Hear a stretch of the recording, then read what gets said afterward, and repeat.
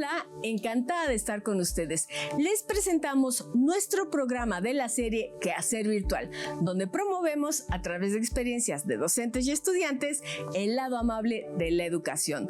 Hoy celebramos 5 años del Quehacer Virtual, un espacio que ha crecido con ustedes y que, acompañando a la educación en sus retos, emociones, transformaciones y esperanzas, preparamos un recorrido especial por 7 temas que han marcado nuestra historia.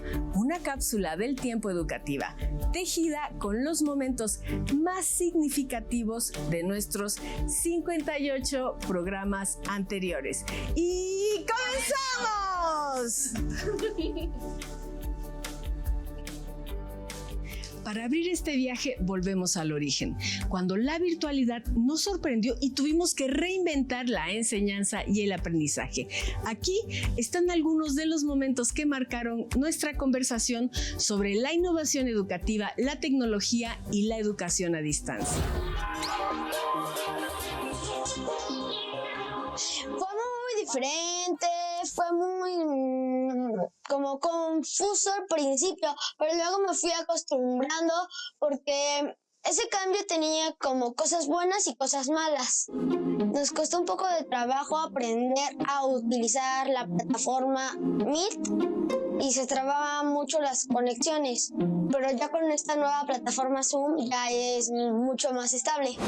Hola. Hola. ¿Te escuchamos? Sí. ¿Cómo estás? Bien. Sí, trabajando desde casa mucho, ¿verdad? Sí. ¿Sí? ¿Tenemos una tarea? Sí. Poca. ¿Verdad que no es tanta? Ay, no, teacher, tenemos que pintar un montón de tarea y luego la biblioteca y luego ni Solo la de hoy. También mis compañeros, algunos no sabían ocupar el micrófono, prender la cámara, chatear o así. Entre cada clase hay un recreo que dura 15 minutos y ahí yo me puedo relajar o comer algo. Y también me puedo despertar más tarde, mucho más tarde que cuando me estaba levantando para ir a la escuela. Tienes que involucrarte con lo que les guste a ellos. O sea, a través de este tiempo los vas conociendo y sabes si les gusta el fútbol, si no les gusta, si les gusta qué cantante está de moda, cuál concierto, cuál aplicación, cuál juego de video está súper in, qué app ocupan. Y por ahí yo me voy haciendo como una amistad sin dejar de ser su maestra para poder hablar con ellos y solos así poco a poquito vamos interactuando hasta llegar realmente a saber cómo están, cómo se sienten, qué les duele, por qué están contentos, por qué no están contentos, qué les ha dejado todo este año de aprendizaje. Trabajo también a través de fotos, imágenes, qué les representan, qué les sensibiliza. Me gusta mucho la música, entonces trabajo también con actividades con música con ellos y todo eso lo pienso hacer también a la vuelta presencial. Una forma de trabajar con los alumnos es mediante el aprendizaje basado en proyectos, aprendizaje basado en problemas, aula invertida. Estas diferentes metodologías lo que han hecho es que nos ayudan a poder centrar el aprendizaje en los alumnos, a llevar a cabo que los alumnos sean aquellos los que obtengan su propio conocimiento y lo puedan aplicar a las diferentes actividades que realizaban en su día a día. Uno como docente, lo más importante que tiene que hacer es tratar de impulsarlos, tratar de lograr que ellos puedan tener esa curiosidad para poder lograr sus aprendizajes.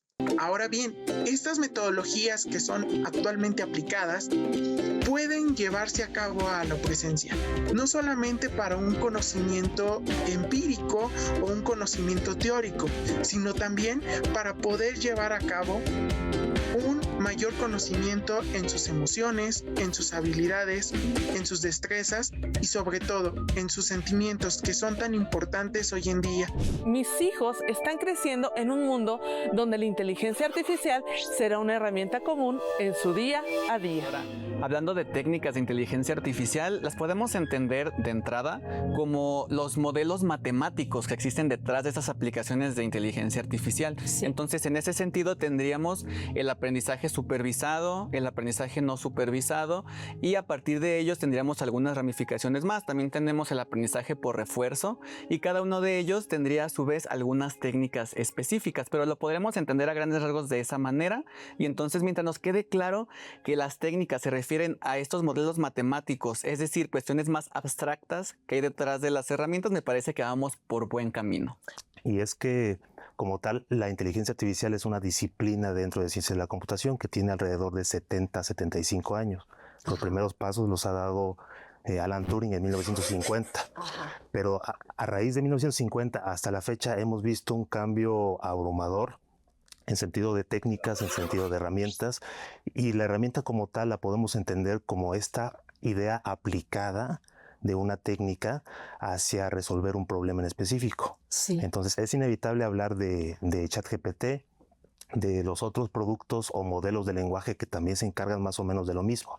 Es decir, una interacción que tienen los usuarios con estas aplicaciones, y como tal nos ayudan en cierta medida a poder generar ideas, a poder generar contextos, a poder generar lluvia de ideas. Entonces es ChatGPT y desde luego las otras herramientas como Claude, como Mixtral, como incluso Perplexity, que viene un poquito a complementar lo que conocíamos nosotros como motores tradicionales de búsqueda, como Google. Estos 5 años nos enseñaron que lo digital no sustituye al humano, pero sí lo amplifica.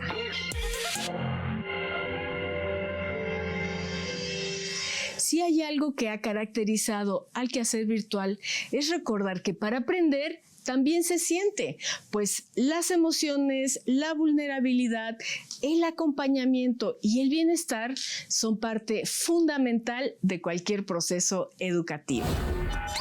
Algo que también me ayudó mucho fue que en una ocasión, en una de las clases, una compañera compartió su experiencia y decía que estaba muy abrumada, y creo que nos ayudó mucho a todos porque muchos nos sentíamos así, y ella decía que ella quería tirar la toalla.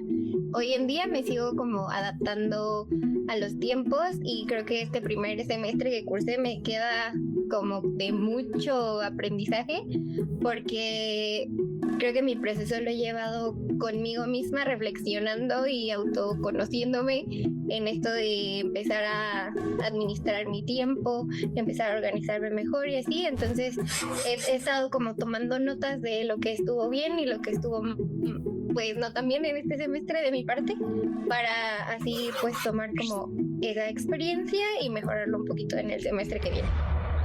La vulnerabilidad, bueno, podemos entenderla como la incapacidad de resistencia cuando se presenta un fenómeno amenazante, ¿no?, para el individuo, o bien cuando la incapacidad para reponerse, cuando acaba de sufrir el individuo una situación traumatizante o algo así, ¿no? Sin embargo, hay mucho que el individuo puede hacer de asumir la vulnerabilidad, asumirnos como sujetos imperfectos, como sujetos que tienen fortalezas, debilidades. En ese momento nos quitamos de encima un velo, un filtro con el que vemos las cosas, que tiene que ver con la cuestión de la autodefinición.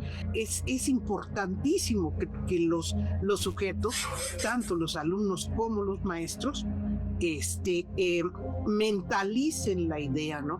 Esto que yo ahorita veo como una vulnerabilidad es una zona de oportunidad, es una zona en la cual yo puedo crecer y hacer crecer a mi mundo. Esto que ahora les comparto no es como una receta o no es como un checklist de decir, bueno, tenemos esto y ya tenemos burnout. No, porque pues siempre es bueno acudir primero con un especialista. Sin embargo, sí hay algunos síntomas en los que pudiéramos prestar atención, por ejemplo, en el ámbito físico.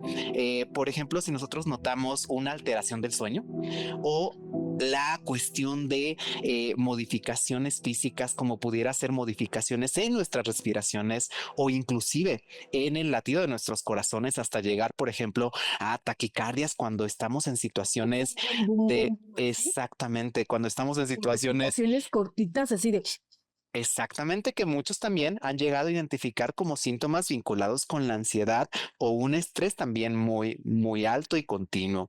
Eso físicamente. Sin embargo, también nosotros podríamos estar muy atentos a aspectos conductuales, por ejemplo, relacionados con cambios importantes en la manera de actuar de las personas. Por ejemplo, si notamos que alguien empieza a consumir sustancias como drogas, alcohol, inclusive esta incapacidad de controlarse en términos de adicciones también pudiera estar vinculado con una situación de burnout estudiantil o inclusive laboral. Finalmente, yo quisiera mencionar el ámbito de lo emocional cuando nosotros nos percatamos de que hay una situación de mayor irritabilidad o una persona que se vuelve más impaciente o que tiene dificultades para concentrarse, inclusive una baja autoestima. Podríamos empezar a llegar a un punto en el que podríamos tener justamente esta situación de burnout. Considerar algo importante, si bien estos son algunos de los síntomas más comunes, siempre es importante acudir con un especialista y, como les comentaba, no solamente en el ámbito físico, sino también en el ámbito emocional, conductual y bueno, todo lo que tiene que ver con la parte psicosocial. Cuando nosotros regresamos de pandemia, mi hijo tuvo unos eventos en la escuela en donde yo lo vi que empezó a portarse raro. Empezó a sufrir de agotamiento, que él se quedaba dormido de repente, así de la nada. Siempre estaba muy preocupado, decía que le dolía el cuello, que le dolían los hombros, y pasó la situación que después en la escuela ya no quería ir a la escuela, o siempre a cierta hora me llamaban para que fuera por él porque le dolía mucho el estómago, y yo hice la labor de estar platicando con él. Entonces pues prácticamente el ayudarlo fue acompañarlo, validando sus emociones sobre todo, y hacerle sentir que lo que decía no era algo menor a un sentimiento que él tenía, ¿no? No menospreciar el que tuviera algún dolor o lo que nos iba diciendo, o esos foquitos que iban pasando. Siempre pues nos ayudó a salir adelante y que él regresara a un entorno seguro y que regresara a ser el niño feliz que era antes. Mi hija vivió de agotamiento emocional y estrés, ya que las causas que yo vi en ella es que ella es muy activa. Entonces yo vi que ella presentaba mucha ansiedad, aparte de que se aislaba en su cuarto y no quería hablar con nadie. Tenía muchísimos cambios de humor. Al detectar yo eso, le platiqué con ella y era derivado de la carga académica que tenía. Por lo cual yo platiqué mucho con ella y le dije que no era necesario que ella se tomara todo ese tiempo porque no estaba rindiendo de todas maneras. Entonces que lo mejor era que descansara, que volviera a sus actividades físicas y que se tomara su tiempo de relajación para poder quitarse ese agotamiento mental y poder aprovechar la carga académica, poderla desarrollar en el campamento. Porque detrás de cada logro académico siempre hay un corazón que late y una comunidad que sostiene.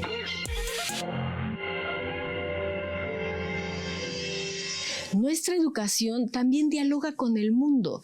Hablamos de la crisis climática, de la responsabilidad que tenemos con la tierra y del papel central que juegan las escuelas para formar una ciudadanía informada y activa. Todo empezó, ya sabes, cerrando la llave del agua mientras te cepillas los dientes, apagando la luz cuando no usas la habitación, recoger el agua de la regadera mientras sale el agua caliente, separar la basura, llevar tus bolsas de tela al súper, guardar los alimentos en recipientes que se pueden reutilizar. Y de ahí brincas, inexorablemente brincas, a ahorrar energía, aprovechar el agua de lluvia, a reducir el uso de plásticos, hacer composta probablemente con residuos orgánicos, a reducir al máximo el uso de desechables, también aprender a cuidar la vegetación en casa, no necesariamente un huerto o un techo verde, sino solamente a apreciar y a cuidar la vegetación en casa, a cambiar las luces incandescentes por focos LED, no sé, desconectar los aparatos cuando no los usamos, ¿no? Y reflexionar también si es necesario comprar tanta ropa de un solo uso, esta ropa de temporada que tanto daña al planeta. Y lo mejor de hacer todas estas acciones es que nuestros hijos van aprendiendo a hacer las cosas sin que se las pidamos. Entonces se vuelve para ellos un hábito cuidar de los recursos y por ende cuidar del planeta. En casa siempre decimos que cada acción cuenta y que la educación, por supuesto, comienza con el ejemplo. Entonces vivir con conciencia es también una forma de amar la casa que habitas, de amar el aire que respiras. Empiezas a apreciar el futuro que le dejas a tus hijos. Poco a poco esas rutinas se transforman en hábitos y los hábitos se transforman también en valores que evidentemente acompañarán a nuestros hijos por toda la vida. Siempre creemos que el cambio tiene que venir desde fuera, de una empresa, del gobierno, pero no. El cambio evidentemente comienza en casa. Y hay que saber entender algo importante. Cuando vivimos con conciencia, heredamos sin duda esperanza. Y lo que es muy importante recordar es que la sostenibilidad no se enseña, se vive. Heredemos entonces algo importante a nuestros hijos. Heredemos ejemplo, hábitos, conciencia, amor, por supuesto, por lo que nos rodea, por lo que somos, por todo esto de lo que estamos hechos y gracias a que a ello vivimos. Pensamos que somos el centro, ¿no? Pero hay mucha gente que en efecto así lo piensa y así lo considera. Y este cambio, digamos, a otro enfoque, ¿no? Puede hacerse pensando en otras propuestas, ¿no? Como la del biocentrismo. El biocentrismo, de hecho, es una propuesta ética, ¿no? Totalmente, ya que nos podemos ir también metiendo un poco en la cuestión de los valores, que tiene que ver con todos los seres humanos y no humanos, tienen un valor intrínseco en sí, simplemente de tener vida. Platicábamos de cómo la educación podría pues abordar esto, es justamente revisando esta relación que cada uno de nosotros tiene pues con la naturaleza. Exactamente. ¿No? Y sí. es esta parte de valores que no necesariamente consideramos a veces. Digamos que a finales de los 50 pues estaba lleno de un ambiente natural sin perturbaciones. Y a partir de la revolución industrial empieza a haber cambios muy importantes, más contaminación, más deterioro del entorno, se estaban perdiendo los espacios en los que la gente acostumbraba a salir a disfrutar del medio ambiente, y ahí surge una discusión más enfocada en cómo le podemos hacer para que la gente se dé cuenta de lo que está pasando y participe en las soluciones. Entonces, en la Declaración de Estocolmo surge la educación sobre temas ambientales como una prioridad, y sobre todo se enfocaron mucho en la importancia de usar los medios masivos de comunicación, la televisión y la radio de aquella época, para comunicar sobre los problemas ambientales. Y bueno, este enfoque, que estaba más dirigido a preservar el entorno, a conservar lo que estábamos viendo, fue cambiando con los años. Ahora la educación ambiental tiene un enfoque mucho más amplio, ¿no? Porque nos damos cuenta que los problemas ambientales que vivimos no son estrictamente originados solo en el ambiente, sino que tienen que involucrarse otras disciplinas para poder trabajar en ellos, ¿no? Educar también es cuidar la casa común.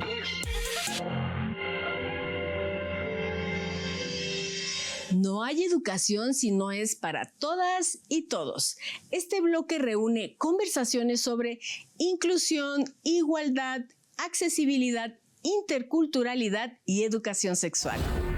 El tema de la inclusión es un elemento sustantivo para la igualdad. O sea, si no vemos la exclusión en nuestra sociedad, no vamos a trabajar el tema de la igualdad sustantiva, el de igualdad real.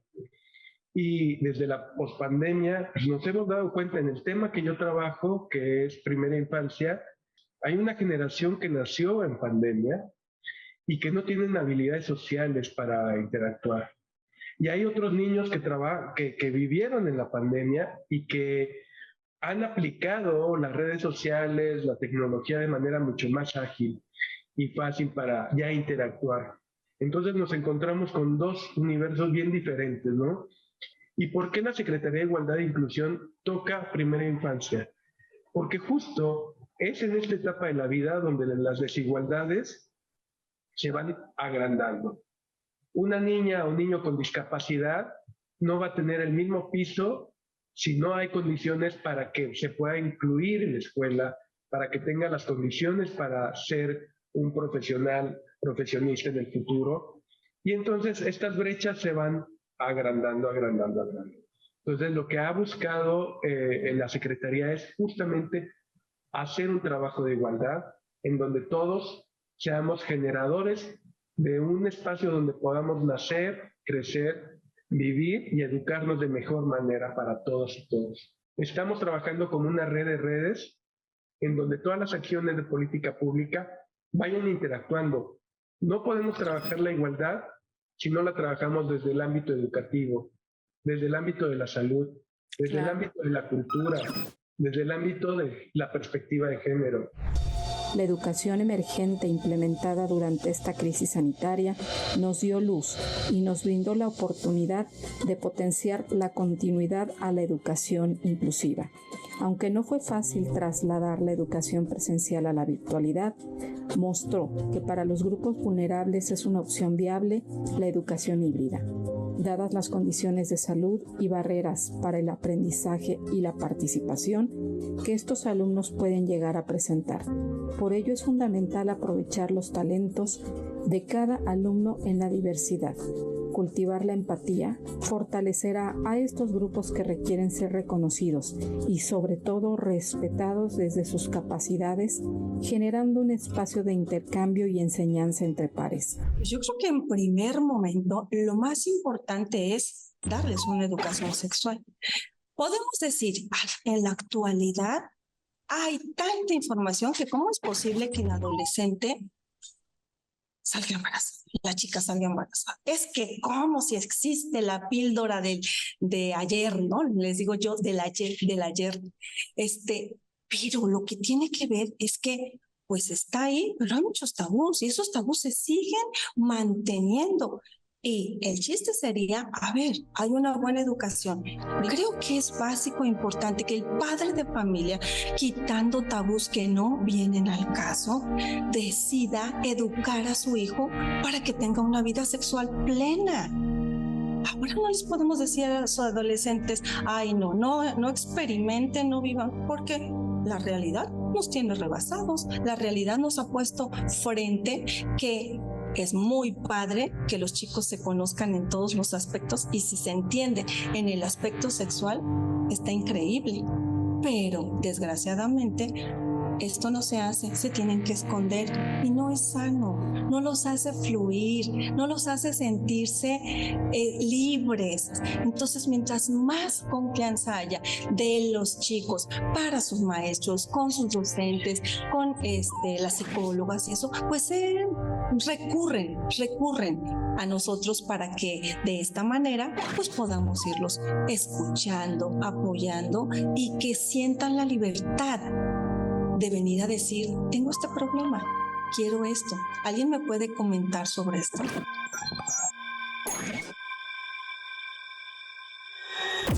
Hola, yo quisiera compartir con ustedes un poco mi experiencia acerca de los temas de sexualidad que se tocaban por allá en los años 70 en el periodo de mi educación secundaria, donde pues obviamente este tema era poco abierto, poco tratado en la las clases. En esos tiempos, esta experiencia de no tener fuentes de información fidedigna, pues nos llevaba mucho a hacerle caso a compañeritos o a amigos mayores, que pues obviamente muchos eran información imprecisa, poco probada, y que finalmente confundían más que aclarar las dudas.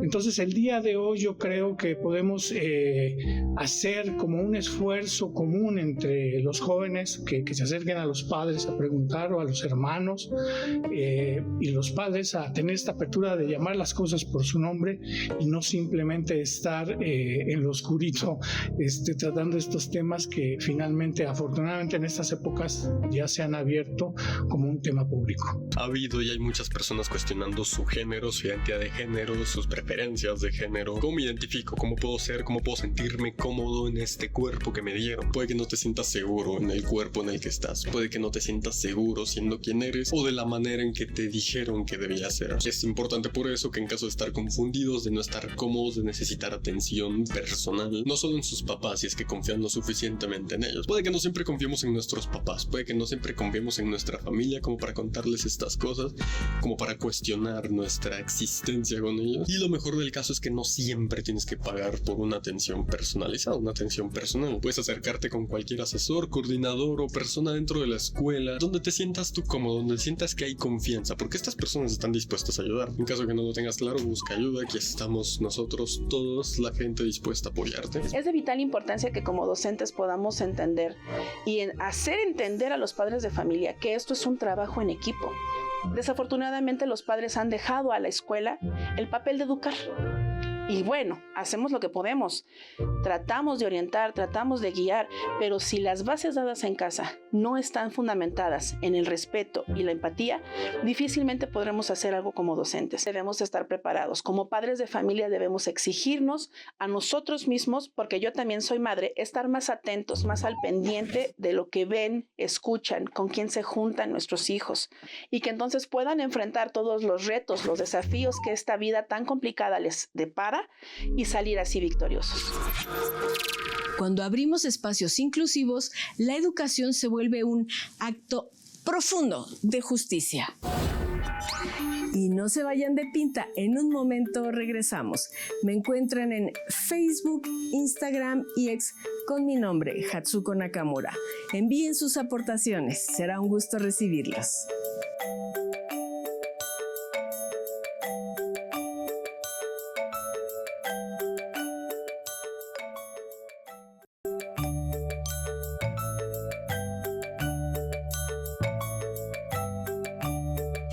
Continuamos con uno de los temas más entrañables, la familia.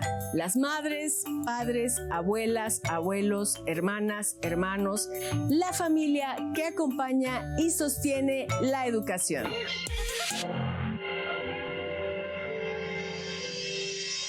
Rescato el alcance. Me parece que podemos trascender fronteras mucho más que antes. No me imaginaba cómo hubiera sido una educación en línea y ahora soy partícipe de la misma. Me parece que esto hizo que se hagan los lazos mucho más fuertes entre la parte educadora y formadora con el alumno y también para los que se quieren formar. Lograr que mi hijo tuviera esa misma interacción o esa misma atención a la escuela durante la pandemia. No es lo mismo estar en el salón de clases que estar en tu casa, en un espacio que tú controlas, y que la autoridad de las maestras desde lejos no es la misma que cuando estás al lado tuyo. No te pueden engañar tan fácil y además pues es tu casa, ¿no? Entonces tuvimos que llevar a mi hijo de la mano las primeras semanas, que tuviera mucho autocontrol, que comprendiera cuál era la situación con la pandemia y que tratara de aprovechar este esfuerzo que la escuela hace precisamente para que continuaran aprendiendo. Porque no es fácil para los profesores lograr que los niños estén en un salón de clases virtual y que todos aprendan. Entonces, tiene mucho que ver con el compromiso que pone el hijo, en este caso mi hijo, Gracias, padres, por escucharnos, pero sobre todo te agradezco el tiempo de calidad que inviertes con tu hijo. No lo olvides, su educación, su progreso y sobre todo su futuro depende de ti. Uno de los aprendizajes más grandes que hemos tenido al compartir espacio en estos tiempos de pandemia es la comunicación y sobre todo compartirles mi más profunda admiración para mi esposa debido al gran compromiso que ha mostrado, a la gran actitud que ha tenido y sobre todo por el gran esfuerzo que ha mostrado durante este primer semestre. Yo recuerdo hace 30 años, cuando eso empezaba, mi esposa entró a estudiar y la veía cómo trabajaba día, tarde y noche. Este sistema no es para cualquier persona, únicamente es para personas que tienen deseos de estudiar, de trabajar, de desarrollarse, porque hoy por día las nuevas tecnologías y en muchos trabajos ya se trabaja a distancia. Independientemente de lo de la pandemia, la UNAM desde hace 50 años ha tenido este sistema con los medios que en esa época se fueron desarrollando. Ahora me toca ver cómo mi esposa atiende en su oficina de la casa a todos sus estudiantes, a sus tesistas vía internet. Es importante aprender uno del otro en esta modalidad, en estos temas. Y es que siento yo que como persona, como familia, he aportado también a otras personas de este grupo social. Por ejemplo, a mi tía le ha ayudado mucho, a mi hermano le ha ayudado con sus tareas, tampoco tanto como a él le gustaría, ¿sabes? Porque yo también tengo mis límites, llego a enfadarme, pero me gusta aportar tanto como puedo. Es como estar constantemente pensando que me sirve para el futuro. Yo consigo esta experiencia que no voy a poder conseguir en otro lado. Siempre que tengas la oportunidad de ayudar a una persona, sea familia o sea amigo, sea compañero de tu clase, lo puedes hacer. O sea, de verdad nada te cuesta. No tienes idea de cuánto puedes ayudarle a una persona tan solo dándole un consejo, ayudándole con una tarea, y no tienes idea de la gratitud que debe sentir esa persona. Tal vez no te lo diga, tal vez no te lo demuestre, pero seguramente lo sienta.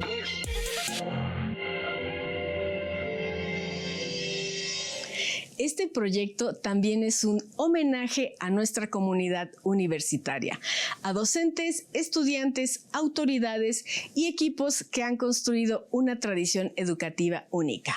El SOAYED, la Facultad de Filosofía y Letras y la UNAM. Hay mucha evidencia científica que documenta que la educación mixta o híbrida que combina las dos cosas es superior a la educación puramente presencial. Es que los seres humanos somos este complejo rompecabezas de órganos, de afecto, de sentimientos, de intelecto, de procesos mentales, que debe de tener balance, que debe estar organizado, que debe de, nutrirse, ser feliz y desarrollarse y convivir de manera civilizada con los demás para mejorar, pues ahora sí que nuestro desempeño como sociedad y avanzar y no estarnos, como decimos, pues no estarnos desgarrando las vestiduras todos los días. De las 100,000 personas que presentaron examen, solo 10,000 fuimos admitidas.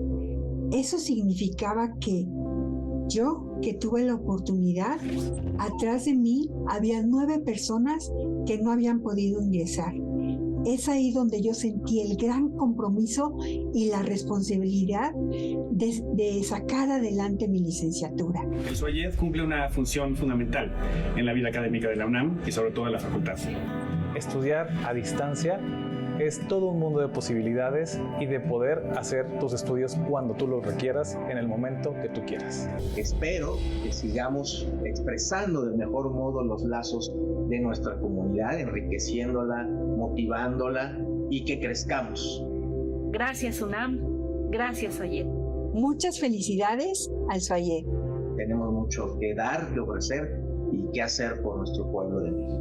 Felicidades SOAYED, sigue creciendo, sigue formando alumnos, seres humanos Soy Soyet y por mi raza hablará el espíritu. Por ejemplo, en la cuestión académica, nosotros tenemos esa pauta de poder establecer actividades que favorezcan en los estudiantes el pensamiento crítico, la capacidad de analizar, la capacidad de razonar y de proponer problemas. Entonces, esta parte es de un gran impacto. ¿Por qué? Porque no solamente va a ser para la cuestión académica, sino también para la cuestión personal. Cuando ellos ya son ciudadanos que ya están formados, van a necesitar de ese pensamiento crítico, de ese razonamiento, y van a necesitar también proponer soluciones más adelante. Ok, resiliencia docente vamos a entenderlo como esta capacidad que tenemos las personas y los docentes para poder adaptarnos de la mejor manera posible ante un contexto que nos implica retos y desafíos o adversidades. Entonces, la capacidad de poder adaptarnos, de poder sumarnos al cambio, porque constantemente la academia nos implica cambios, y el plus de todo es tener una actitud positiva, saludable, ¿sí?, en todo lo que hagamos en la escuela. Entonces, ¿cómo lo hemos vivido? Como un reto. Yo lo he vivido como un reto, ¿sí?, como una toma de conciencia para poder ir teniendo presente que lo que yo haga va a tener un impacto definitivamente en la interacción con mis alumnos. Este programa es posible gracias a una comunidad que cree en la educación, incluyendo una educación abierta, flexible y humana.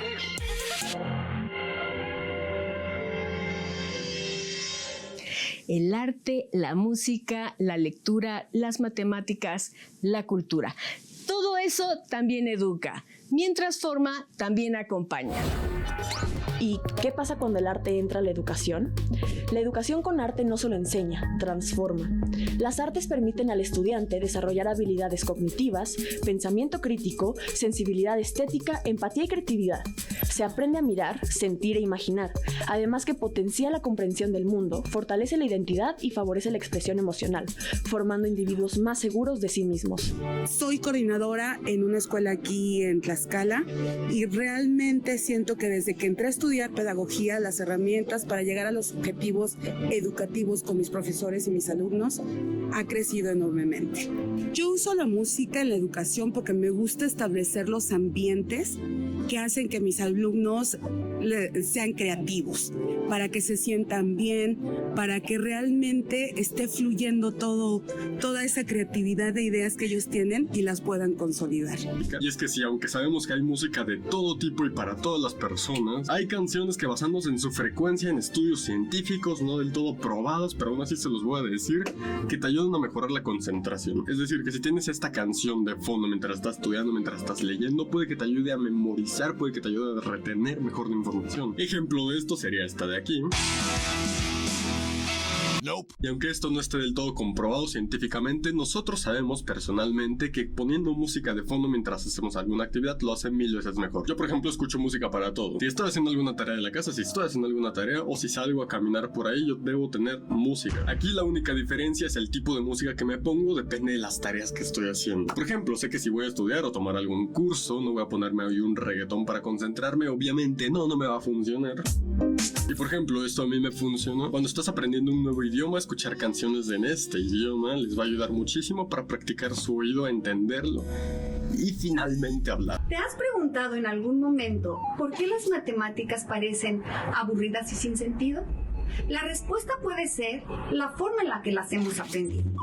Desde la pedagogía sabemos que lo primero que tenemos que hacer para que algo se aprenda es comprender el propósito que tienen para enseñarlas.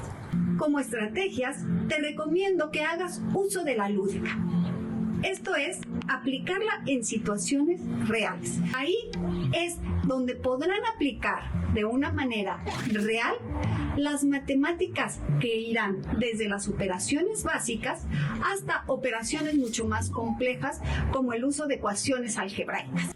El papel del error es valiosísimo, de verdad, es así como oro para los maestros y también para los niños. ¿Por qué? Porque de repente hay algunas situaciones como que fluyen y parece que los niños se han apropiado de determinadas habilidades. Sin embargo, cuando existe un error, a veces en la argumentación que los propios niños o los equipos dan, se dan cuenta que se equivocaron y de inmediato nos dicen, a ver, permíteme, creo que me equivoqué, y entonces pueden reconstruir. En ocasiones nosotros hacemos contraargumentaciones para continuar preguntando a los niños el porqué de sus respuestas, es decir, solicitar argumentos que permitan que no nada más reflexione el niño que tuvo el error, sino que reflexione y aporte todo el grupo. Entonces, este momento de la clase es muy importante. Yo creo que es de los más valiosos, el papel del error y la intervención del maestro, que no se trata de eliminar los errores ni cambiar respuestas malas por buenas, sino más bien que haya un aprendizaje. Como decía Pablo Picasso, todo niño es un artista. El problema es cómo seguir siendo artistas al crecer.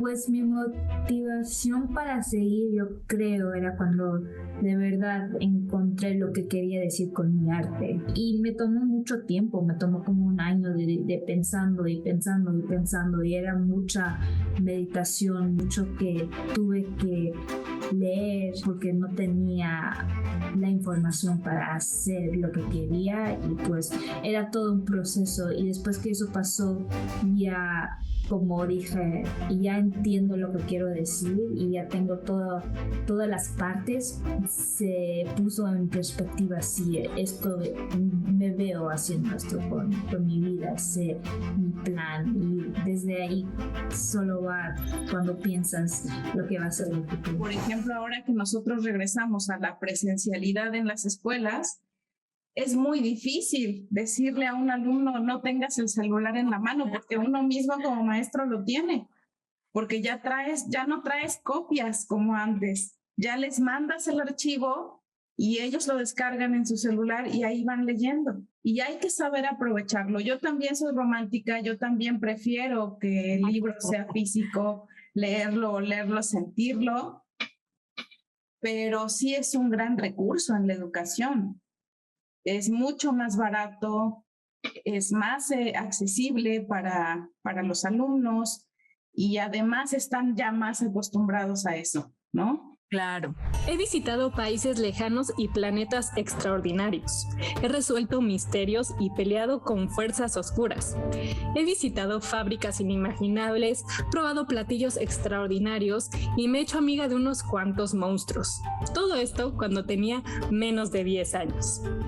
Sí, me gusta leer, pero depende de la categoría del libro, el género.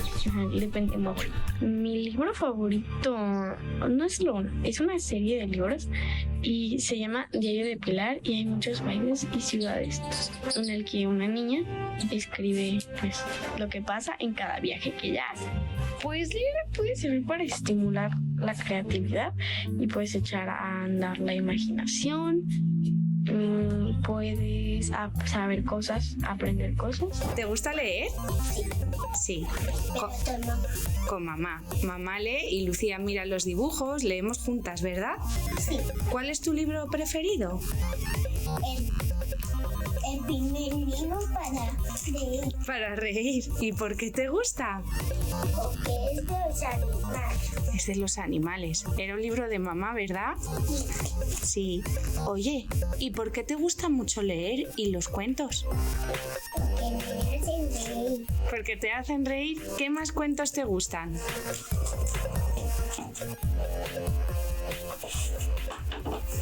El de Daniela Pirata. Pues tenemos un video de cuentos de vampirina y me encanta. Adiós, un besito. Hola, soy Alan. Tengo 5 años. Aún no sé leer, pero he hecho estos libros con mi mala mano. Les voy a contar mis libros de gatitos bomberos. Había una vez unos gatitos bomberos mientras estaban dormiendo, y sonó la alarma y salieron corriendo a su camión de bomberos. Iban muy rápido. En el camión de bomberos, los gatitos estaban bailando juntos con los gatitos bomberos. Justo a tiempo llegaron por la emergencia. Estuvieron apagando el luego rescataron a otros gatitos que les incendiaba su coche y su casa.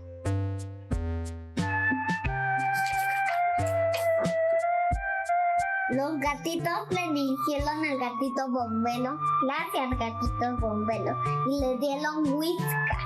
Los gatitos estaban felices de que ya habían rescatado los gatitos. Los Monster Trucks bomberos son lo mejor. Sí. Pues para viajar lejos no hay mejor nave que un libro. Entonces, justamente regalar un libro es regalar una nave, es regalar aventuras, es regalar imaginación, y pues no hay mejor regalo que eso. La educación es más rica cuando dialoga con todas las expresiones humanas. La interculturalidad es un enfoque que busca construir sociedades más justas, equitativas y enriquecedoras a partir del reconocimiento y la valoración de la diversidad cultural, promoviendo la interacción, el diálogo y el aprendizaje mutuo entre las diferentes culturas o pueblos. Esto me ha llevado a darme cuenta que al ver una gran cantidad de niños, infantes, ellos necesitan más que recursos materiales, necesitan una escuela que eduque con el alma, con el corazón, con el respeto de lo que ellos son. Una escuela que no olvide sus raíces, su cultura, su lengua, sus valores.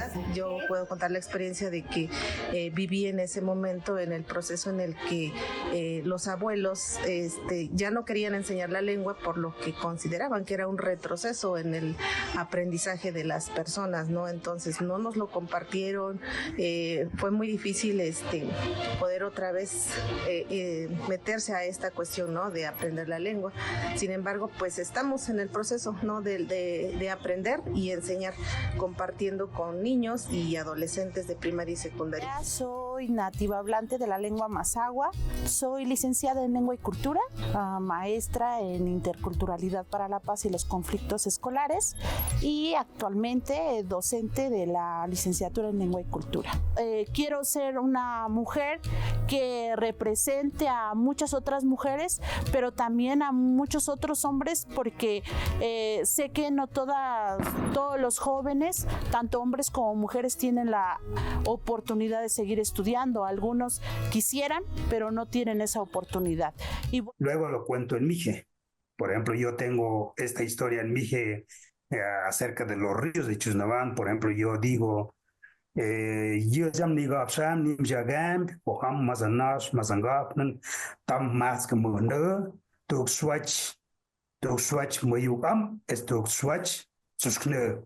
entonces yo les invito después a ellos que cuenten la misma historia que yo les cuento, pero ahora en sus propios idiomas. Y entonces hay palabras que a veces son difíciles de traducir, y lo que hacemos es repartir por grupos lingüísticos. Ellos en grupos platican de la forma de cómo podrían resolver y traducir ciertos términos. Y así entre todos nosotros hablamos, nosotros aprendemos, y entonces nos damos cuenta que en cada participante hay un mundo diverso de cómo entiende las formas de aprender, las formas de resolver problemas, utilizando las diversas capacidades lingüísticas. Las nuevas generaciones están dejando de escuchar a los adultos, a los ancianos, a las personas sabias de las comunidades, que es, como vuelvo a repetir, le digo a los muchachos, aquí para trabajar, digamos, la cuestión territorial propia, originaria, tenemos que ir a nuestro internet que está en las comunidades, ¿no? Que son los abuelos, que son las abuelas, que son los sabios, para poder saber la historia, las leyendas, los cuentos, toda la sabiduría y las actividades propias que se hacen en las comunidades está ahí con las personas. Son las fuentes vivas que están ahí todavía, porque ya pues poco a poco también se están yendo, ¿no? Y ya quedan muy pocos, y les digo a los jóvenes que tienen que acercarse continuamente. Esa es la primera tarea que yo les dejo a los chicos cuando empiezo a trabajar con ellos. Ustedes van buscando a quién adoptar. Ahora sí no se adopta a un niño, se adopta a un anciano o a una anciana y constantemente platicar con ellos para todo lo que vamos a necesitar. En el doctorado tuve la oportunidad de caminar con centales y choles de un área natural protegida de Tabasco. En esta comunidad estas personas me adoptaron como parte de su pueblo, de su territorio. Juntos defendimos y protegimos a los maíces nativos de la contaminación transgénica. Juntos decidimos y ganamos en algún momento el reconocimiento a la conservación de la naturaleza en 2024 por esta gran decisión de estas comunidades indígenas y campesinas de aquella región. Esto me enseñó a tener siempre presente a las personas en la toma de decisiones, en dejarles su lugar y respetar su dignidad. Es como hija de padres campesinos y pertenecer a una región campesina, invito a nuestros jóvenes a integrarse a esta universidad, darse la oportunidad. Podemos ser científicos. En el pasado lucharon nuestros campesinos, nuestros pueblos para que nosotros tuviéramos un lugar, un espacio. Hoy lo tenemos, hoy podemos lograr estar en otros lugares, en centros de investigación, desarrollando este potencial, sobre todo porque tenemos esa esencia, sobre todo porque tenemos ese compromiso con nuestras comunidades, porque somos parte de ellas. Hoy miramos atrás con gratitud y adelante con esperanza. Hemos construido un espacio donde profesorado, estudiantado, investigadores, familias y especialistas han compartido su experiencia y han hecho comunidad. Muchísimas gracias por la participación en este programa. Para mí ha sido muy enriquecedor y estoy segura que para todos los televidentes les ha permitido tener un nuevo punto de vista en cuanto a la educación a distancia. Muchas gracias y feliz aniversario. Fue una experiencia muy satisfactoria y además fue una oportunidad para poder reflexionar sobre mi propia trayectoria dentro de la educación a distancia y también compartir algo sobre las ventajas que veo en esta modalidad. Espero haber podido inspirar a personas que quieran estudiar su segunda carrera y estén trabajando y no tengan demasiado tiempo, así como a quienes quieran retomar estudios para que puedan encontrar esta flexibilidad en la modalidad a distancia. Por último, quisiera felicitar a todos los colaboradores del programa de Quehacer Virtual y felicidades Quehacer Virtual. Una experiencia maravillosa y muy linda. Pude expresarme en otro medio, poder verme en la pantalla fue algo magnífico. La UNAM da posibilidades enormes y de verdad que este programa es una herramienta más de información, de comunicación y felicidades Quehacer Virtual. ¿Qué tal? ¿Qué tal? Te habla la doctora Ofelia Esparza y aprovecho la oportunidad para recordarte que estudiar en el sistema de educación a distancia aprendes tanto como tú quieras y es una gran oportunidad.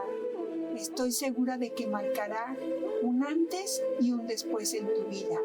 Y por eso con mucho orgullo digo, ¡felicidades Quehacer Virtual! ¡Feliz aniversario!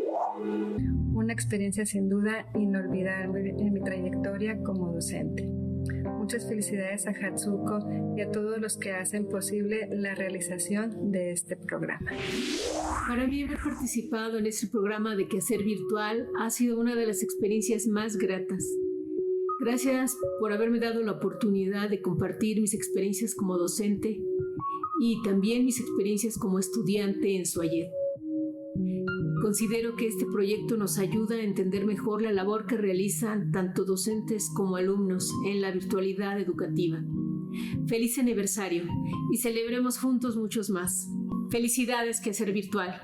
Quisiera agradecer a todos los creadores de este programa Quehacer Virtual. Yo siento que Quehacer Virtual es un lugar en el que te puedes desenvolver muy naturalmente, la conversación fluye, es muy divertido participar y pues yo siempre voy a estar muy agradecida de que Hatsuko me invitara a este gran espacio para poder pues compartir historias con las personas. Espero que muchos más aniversarios lleguen y que Quehacer Virtual continúe con su gran e importante trayectoria.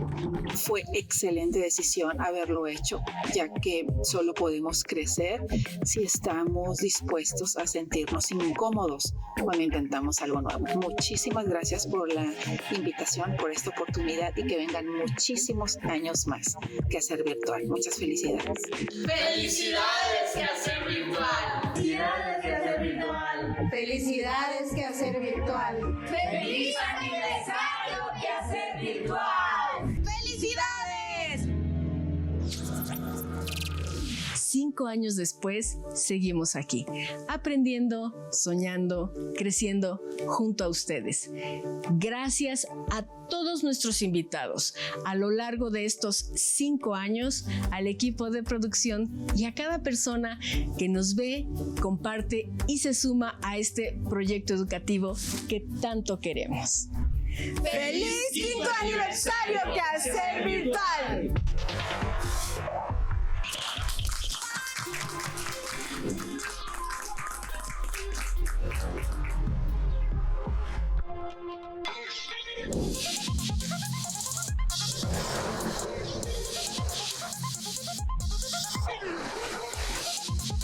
Hoy presenciamos un viaje por el tiempo, desde la creación de nuestra serie de televisión educativa Quehacer Virtual. Comenzamos en tiempos de pandemia. La pandemia se fue y nosotros seguimos aquí. Contamos con participación nacional e internacional de profesorado, estudiantado e investigadores y familias, en donde todos juntos construimos y seguiremos construyendo experiencias educativas para compartir. Mil gracias por su preferencia, por darnos like y por compartir nuestro contenido en sus redes. Gracias a ustedes seguimos creciendo. ¡Ánimo! Si yo puedo, ustedes pueden. Todos podemos. ¡Hasta la próxima!